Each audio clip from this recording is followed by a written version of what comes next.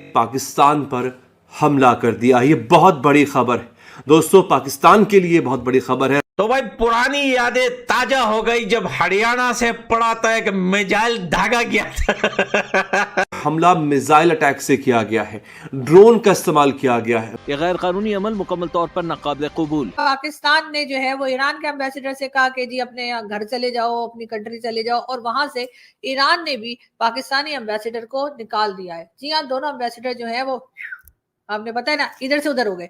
हमारा दोस्त मुल्क है, हमारा ईरान से कोई फड्डा नहीं है, हमारा ईरान से कोई मसला नहीं है, ईरान को हमसे कोई मसला नहीं है, तो आखिर ये हुआ क्यों है? टीटीपी अफगानिस्तान के तालिबान वहां से टोक रहे हैं, हिंदुस्तान वहां से घुसा के रखा हुआ है। मुझे समझ में नहीं आती कि आखिर पाकिस्तान से उसकी सारी जो पड़ोसी मुल्क है वो इतने नाराज क्यों रहते हैं। ये मेरे शायद फरिश्तों को भी इल्म ना हो कि पाकिस्तान पर ईरान हमला करेगा। तो ये तो सिर्फ एक क्या बोलते हैं, एक घंटी थी, एक अलार्म था जो हमने आपको बजा दिया है। बात में नहीं बोलना कि मुझे ईरान जी माफ करना, गलती मारे से हो गई। ईरान ने जो अटैक किया है ये बहुत बड़ा अटैक है, क्योंकि ईरान को ये समझना चाहिए पाकिस्तान कोई गया गुजरा मुल्क नहीं है।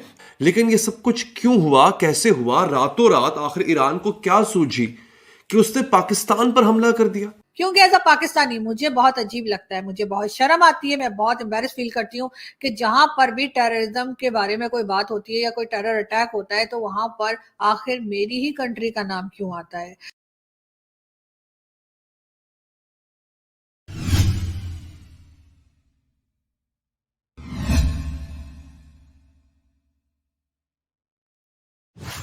नमस्ते दोस्तों, द इंडिया मूवमेंट में आपका स्वागत है। ये तो सारी दुनिया जानती है कि पाकिस्तान में टेररिस्ट का सेफ हाउस बन गया है। पाकिस्तान से भारत की तरह ईरान में भी टेररिस्ट की आना जाना बढ़ रहा है। ईरान की तरफ से पाकिस्तान में एयर स्ट्राइक की जानकारी दी गई है। ईरान पाकिस्तान बॉर्डर के नज़दीक पाकिस्तान की एक गाँव में किया गया है। ईरान की तरफ से कहा गया है कि इस एयर स्ट्राइक में कम से कम 7 लोगों की जान गई है। इस हमले के बाद दोनों ही देशों के बीच गहमागहमी बढ़ गई है। दोनों देशों के राजदूतों को अपने देश वापस बुला लिया गया है। इस पर पाकिस्तान की आवाम सदमे में है कि ईरान कैसे पाकिस्तान में हमला कर सकते हैं। पाकिस्तान के मीडिया ये भी चर्चा कर रही है कि दुनिया में जितने भी आतंकवादी घटना होती है उनमें आखिर पाकिस्तान का ही नाम बार बार क्यों आता है। ईरान अगर देखा जाए तो जब से गाजा वार है उसके बाद एक बड़ी ताकत उनके सामने आया है, इसमें कोई शक नहीं। जैश ए अदल के ऊपर अटैक करना, इसको बिल्कुल यही नहीं समझा जाता कि it is attack on Pakistan. अफसोस मुझे एज ए पाकिस्तानी ये हो रहा है क्योंकि हमारे बॉर्डर्स को और उन एरियाज हमारे कंट्रोल में नहीं है। क्यों नहीं है? हमारी रेट ऑफ गवर्नमेंट क्यों नहीं है? और टीटीपी वाले जब मर्जी आती है अंदर आके घुस के मार के वापस चले जाते हैं अफगानिस्तान। तो देखिए हमारा तो कंट्रोल ही कोई नहीं ना, क्योंकि हमारा इस वक्त टारगेट क्या है? हमारा टारगेट ये है कि लौंडे लपाड़े क्या कर रहे हैं इंटरनेट के ऊपर। हमारा टारगेट ये है कि ट्विटर के ऊपर लौंडे लपाड़े क्या कर रहे हैं। टीटीपी और जैश ए अदल हमारा टारगेट नहीं है। ये मेरे अफसोस की बात मैं कर रहा हूं। अगर मैं इंडिया की बात करूं तो फिर ये पीछे पड़ जाते हैं आपके लौंडे लपाड़े के, पता नहीं मोदी का कोई रिश्तेदार है। मैं मेरी उसके साथ, मोदी साहब के साथ क्या? और मैं तो ये कहता हूं मोदी साहब ने नेशनलिज्म दिया, तुम्हें नेशनलिज्म की जरूरत है। आपकी हाईवे बनाती कोरिया आके, आपका सी पैक बनाते हैं चाइना आके। आप क्या कर रहे हैं? आप तो पैसा लूट के कमीशने लेके भाग रहे हैं वहां से। आप तो सिर्फ यही कर रहे हैं। आप तबाही से तबाह तरीन होते जा रहे हैं आप। और लाहौर से 100 किलोमीटर के फासले पे दुनिया तब्दील हो गई बिल्कुल। फिर मैं मोदी की बात करूं, देख रहे वहां मोदी आया ना नया, एक और क्या चीज नहीं आई। अगर मैं उसकी बात करूं तो कहते राह दा बंदा यार, ये इंडिया का एजेंट है। और यार मुझे एजेंट बनने की क्या जरूरत है? मैं तो पहले ही अमेरिकन हूं यार। मुझे इंडिया क्या दे सकता है? तुमने क्या दिया है मुझे? जलीलो ख्वार करके निकाला वहां से, और क्या किया तुमने? हाजिर किया मुझे। हाँ, तुम्हें बताएं तुम्हारे पड़ोस में दुनिया बदल गई है तो तुम माइंड कर रहे हो, तो नाज कहते नहीं जी, नौज बिल्ला जी। सेक्शन ऑफ द मीडिया जो है वो ये स्पिन करेगा कि देखें जी ईरान में डॉक्टर जयशंकर गए थे और ईरान के और भारत के ताल्लुकात इस लेवल पे हैं। और हालांकि ये जारी बात है ईरान की और पाकिस्तान की बायलैटरल रीजन है, लेकिन इसको स्पिन तो मिलेगी। डॉक्टर जयशंकर के कहने पे ही उन्होंने किया, एज्यूम कर लिया जाए। आप क्या कर सकते हैं? टीटीपी अंदर घुस के मार जाती है, आप क्या कर सकते हैं? अफगानिस्तान का आपने क्या बिगाड़ लिया? क्योंकि आपकी प्रायोरिटीज ही पता नहीं क्या है। स्वाइप लूटने के और रिश्वत के, करप्शन के, तीसरी तो प्रायोरिटी कोई नहीं है किसी की। ईरान ने जो है वो सर्जिकल स्ट्राइक कर दी पाकिस्तान के ऊपर। तो खैर उसी तरह की बात लग रही है जैसे इंडिया ने सर्जिकल स्ट्राइक की थी तो इन्होंने कहा कि जी एक दरख्त गिर गया, 2 कौवे मर गए। तो जी अजीब बात है। वैसे इंडिया वाले मुझे इतने भी ऐसे नहीं लगते कि उनको अगर सर्जिकल स्ट्राइक की होगी तो उन्होंने कुछ देख दाख कर ही किया होगा ना, या बस वैसे ही 2 कौवे मार के चले गए। और ईरान ने जो है आकर यहाँ पे सर्जिकल स्ट्राइक की, जिसमें जिसको टारगेट किया गया था, यानी जिस ग्रुप को, जिस टेरर ग्रुप को टारगेट किया गया था उसमें से तो कोई गया नहीं और उसके बजाय 2 बच्चों की जाने गई। ऐसा कहना है पाकिस्तान की एजेंसीज का, पाकिस्तान की गवर्नमेंट का, पाकिस्तान के फॉरेन ऑफिस का।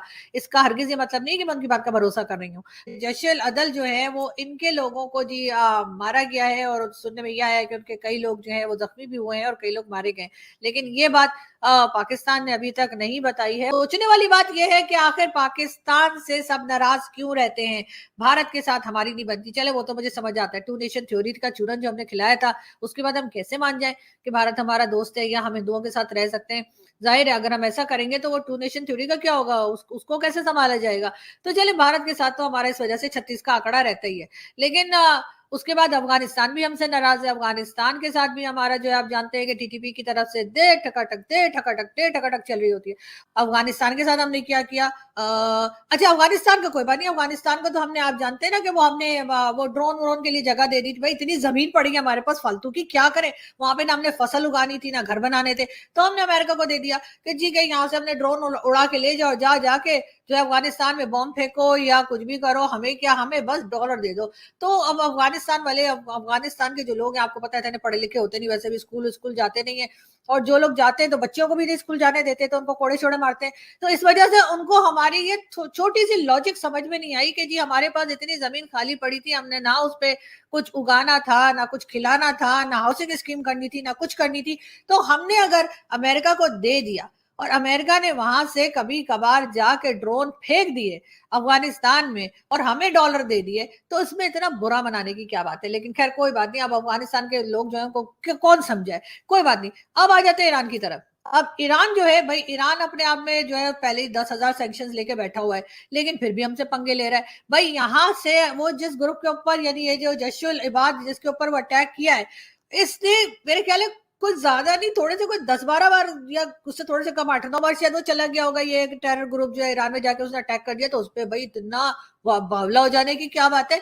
जब वो लोग अटैक करने आए थे तो वहीं अपनी ही कंट्री में पकड़ के मारते ना, हमारे यहाँ के किस लिए मतलब हंगामा करते हो खामा खाई में, हमें पहले ही दुनिया का कोई काम नहीं, हम लोग ऐसे ही बैठे रहते हैं, तो ऊपर से तुम लोग आके फिर एक हंगामा हो जाता है। बहुत से लोगों का ये भी कहना है, जिसमें हमारे कई बड़े बड़े जर्नलिस्ट भी शामिल हैं, कि जी मिसाइल का जवाब मिसाइल से दें। बिल्कुल जी, मिसाइल का जवाब मिसाइल से दें, लेकिन बाद में उधर से जो मिसाइल आएंगे उसका क्या, वो कोई नहीं बता रहा। और पहले ही जो अफगान बॉर्डर पे, यानी पाकिस्तान अफगान बॉर्डर पे जो हमारी जो ठोकी जा रही, डेढ़ ठकाठक लगे हुए टीटीपी वाले, उसका क्या होगा। तो ये लोग जो मुंह फाड़ फाड़ के कह रहे हैं ना कि जी ईरान को उसी तरह से जवाब देना चाहिए, वहां पे भी सर्जिकल स्ट्राइक कर दीजिए जी, वहां पर भी जो है वो मिसाइल ले जाके फेंक दीजिए।